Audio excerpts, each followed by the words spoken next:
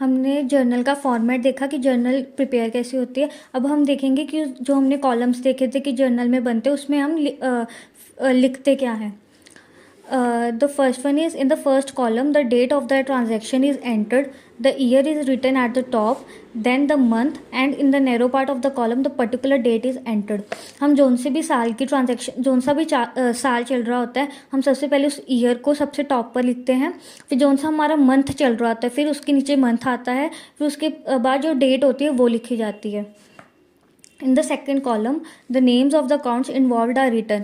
कि हमने double entry system में देखा था कि जब भी हमारी कोई ट्रांजैक्शन होती है उसका डुअल इफेक्ट होता है, कि इसका मतलब कि किसी भी दो आइटम्स पर इसका इफेक्ट आता ही आता है किसी भी ट्रांजैक्शन का। तो जो पर्टिकुलर्स होते हैं, हम उन दो आइटम्स का, दो अकाउंट्स का हम यहाँ पर नाम लिखते हैं पर्टिकुलर्स में। उस पर्टिकुलर्स में भी जोन से अकाउंट डेबिट हो रहा होता है उस अकाउंट का नाम लिख के थोड़ी सी स्पेस देकर हम लिखते हैं DR, that is short form for debit.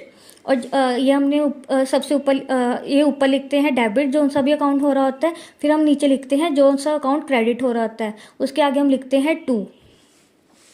Third is in third column the number of the page in the ledger. क्योंकि जब हम जर्नल प्रिपेयर करते हैं उसके बाद हमारा नेक्स्ट स्टेप होता है लेजर। तो जो से भी अकाउंट्स हमने जर्नल में यहाँ पे यूज़ करते हैं उनका एक सेपरेट अकाउंट जाके बनता है। तो वो सेपरेट अकाउंट जाके लेजर में कौन से पेज नंबर पे है वो आता है लेजर फोलियो में।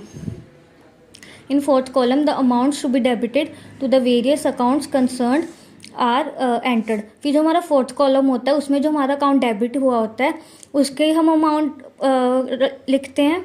And in the fifth column the amount to be credited to various accounts is entered. और जो फिर हमारा फिफ्थ कॉलम होता है उसमें जोन सा भी अकाउंट क्रेडिट हो रहा होता है हम उसके अमाउंट को लिखते हैं।